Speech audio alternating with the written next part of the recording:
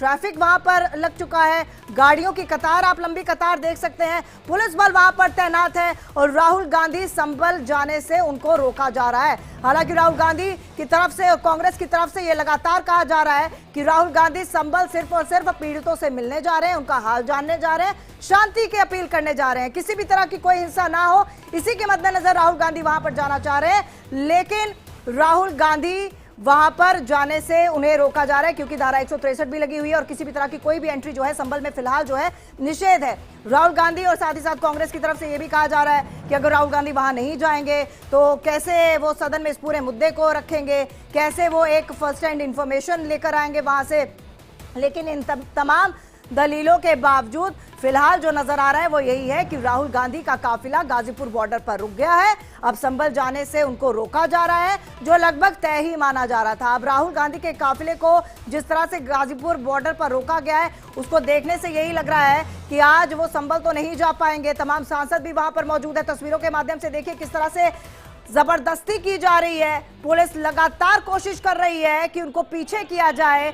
बहुत ही शांतिपूर्ण तरीके से पुलिस की ये कोशिश जारी है, लेकिन तमाम जो नेता है वहां पर मौजूद वो आगे जाने की कोशिश कर रहे हैं, तमाम बैरिकेडिंग्स को तोड़ने की कोशिश कर रहे हैं। आप वहां पर देखिए कांग्रेस के कुछ लोग झंडे के साथ भी वहां पर आपको दिख रहे होंगे, नारे भी लगाए जा रहे हैं। लेकिन अब ये काफिला जो है गाजीपुर बॉर्डर पर रोक लिया गया है।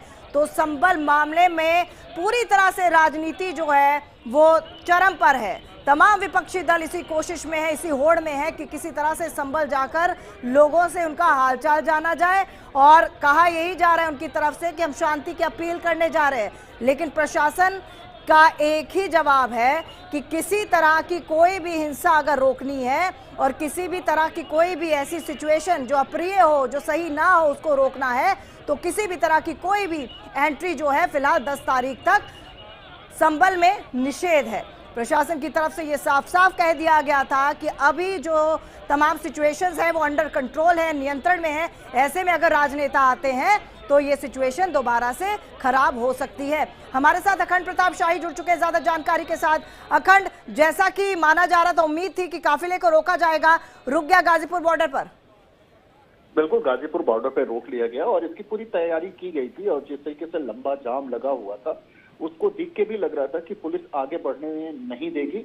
और चूंकि मुरादाबाद के जो कमिश्नर हैं आंजनेय सिंह, उन्होंने पहले ही उन्हें आने के लिए मना किया था कि आप राहुल गांधी और प्रियंका गांधी जब आने के लिए कह रहे थे तो उनको मना किया था कि आप ना आए। साथ में जो राजेंद्र पेंसिया हैं संभल के डीएम, उन्होंने भी यूपी से सटे 4 जिलों जिनमें गाजियाबाद, नोएडा, अमरोहा, बुलंदशहर शामिल हैं, तो उनमें उन्होंने बाकायदा लेटर जारी करके अपने जो डीएम्स हैं उनको कहा था कि आप लोग उन्हें ना आने दिया जाए, अपनी सीमा में उन्हें रोकने की व्यवस्था करें। तो इसको लेके माना जा रहा था कि तैयारी की जाएगी। वो सुबह से दिख भी रही थी तैयारी। और जैसे ही राहुल गांधी, प्रियंका गांधी और केसी वेणुगोपाल एक गाड़ी से ये लोग पहुंचे हैं गाजीपुर बॉर्डर पे, उन्हें रोक लिया गया है। संभल में एंट्री को लेके जगह जगह बैरिकेडिंग भी बताया जा रहा है कि की गई है रोड पे। तो बहरहाल जो गाजीपुर बॉर्डर है इसमें अभी जो देखा जा रहा है 2 से 3 किलोमीटर तक का लंबा जाम है और पूरी तरीके से छावनी में एक तरीके से कहा जाए तो तब्दील कर दिया गया है बॉर्डर को। और आज से ही पुलिस काफी एक्टिव दिखाई दे रही थी। आसपास के जिलों में जो कांग्रेसी नेता थे उनको उनके घरों में पुलिस पहुंची और उन्हें कहा कि आप लोग ना निकलें। हाउस अरेस्ट किसी पोजीशन दिखाई दे रही थी, सिचुएशन दिखाई दे रही थी। तो इस तरीके से कहा जाए तो कांग्रेस का जो डेलीगेशन है वो संभल जाने के लिए जो ऐलान किया था उसको घेरेबंदी के जरिए रोकने की पूरी कोशिश की गई थी। और इसी के तहत राहुल गांधी और प्रियंका गांधी और केसी वेणुगोपाल, जो तीनों लोग एक ही कार से सवार होकर निकल रहे थे, उन लोगों को वो गाजीपुर बॉर्डर पे रोक लिया गया है।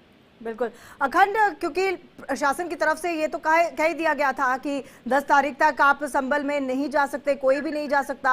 और साथ ही साथ ये तो मानने वाली बात है ना कि अगर सिचुएशन को नियंत्रण में रखना है तो कुछ चीजों से बचना पड़ेगा। राजनीति बाद में भी हो जाएगी और इस मुद्दे पर राजनीति तो होगी ही, अभी भी होगी, बाद में भी होगी। निश्चित तौर पर राजनीति तो इस पे चलती ही रहेगी। सदन में आप नेता सदन है तो आपको सदन में इस बात को बेहतर तरीके से उठाना चाहिए था। लेकिन दरअसल मामला कहीं ना कहीं वोट बैंक का भी होता है और सभी सियासी दल अपने अपने तरीके से, अपने नजरिए से अपने वोट बैंक को देखते हैं। हर घटना की जो मीमांसा होती है या उसकी समीक्षा करते हैं तो वो अपने नजरिए से करते हैं। उसमें पब्लिक वेलफेयर या ये सारी चीजें तो गौण हो जाती हैं जब मसला वोट बैंक का आता हो। तो ऐसे में जो राहुल गांधी या कांग्रेस या यूं कह लिया जाए। चलिए अखंड, एक मिनट आपको रोकना चाहूंगी। हमारे साथ हमारे विश्लेषक भी जुड़े हुए, राजनीतिक विश्लेषक जुड़े हुए हैं। उनसे हम महाराष्ट्र के मुद्दे पर बात कर रहे थे, लेकिन अब बड़ा मुद्दा तो राहुल गांधी का आ गया है, तो उनसे ही जवाब ले लेते हैं। जिगर दोषी जी हमारे साथ जुड़े हुए हैं, राजनीतिक विश्लेषक। जिगर जी, आपसे मैं यही सवाल करूंगी, जिस तरह की सिचुएशन बनी हुई है, संभल में जाने से पहले ही बता दिया गया है कि 10 तारीख तक आप नहीं जा सकते, कोई भी नहीं जा सकता, और राजनेता का तो जाना कहा जा रहा है कि कहीं ना कहीं हो सकता है कि टेढ़ी खीर ही साबित हो। प्रशासन के लिए बहुत बड़ी चुनौती हो जाती है इस तरह के चीजों में, अगर कोई राजनेता जाता है। किस तरह से हिंसा हुई संभल में वो हमने देखा। तो ऐसे में आपका क्या रिएक्शन है, आपका क्या इस पूरे मामले पर टेक है? क्या अभी राजनीति करना जरूरी है? शांति का जो प्लानिंग है वो सब करना चाहिए उस समय में, अपने वोट बैंक के लिए आप समझ लीजिए, या फिर जिस तरीके से जो माहौल है वो अपनी फेवर में कहीं ना कहीं, या फिर मीडिया में बने रहने के लिए। ये जो अभी आज की तारीख में संभल जाने की बात चल रही है और राहुल जी जो गाजीपुर बॉर्डर पहुंचे, मेरे ख्याल से ये उन्हें नहीं करना चाहिए। उन्हीं टीम को भी समझना चाहिए कि आपकी एक छोटी सी गलती की वजह से अगर वापस वहां पे कोई हिंसा शुरू हो गई तो इसका जिम्मेदार कौन होगा। मुझे लगता है ये बिल्कुल उन्हें संजीदा तरीके से सोचना चाहिए, क्योंकि माहौल इतना भी शांत अभी नहीं हुआ। आप देख रहे हैं कि किस तरीके से पुलिस को, प्रशासन को बहुत ही मेहनत मशक्कत लग रही है पूरे माहौल को शांत रखने के लिए। और दोनों तरफ से दोनों जो पक्ष है, चाहे हिंदू हो या मुस्लिम हो, वो भी वहां पे लोकल जो लोग हैं वो भी प्रयत्न कर रहे हैं कि संभल में शांति बनी रहे। तो मेरे ख्याल से ये जब कानून व्यवस्था की बात आती है तब मुझे नहीं लगता कि कोई भी राजनेता को उसका उल्लंघन करना चाहिए। कानून व्यवस्था सबके ऊपर बराबर होती है, चाहे वो आम सामान्य व्यक्ति हो या कोई राजनेता हो, उन्हें भी उसका सम्मान करना चाहिए। मैं बिल्कुल मान रहा हूं। तो इस तरीके की जो यात्रा है, इस तरीके का जो माहौल है, वो कब भड़क सकता है वो कोई नहीं कह सकता।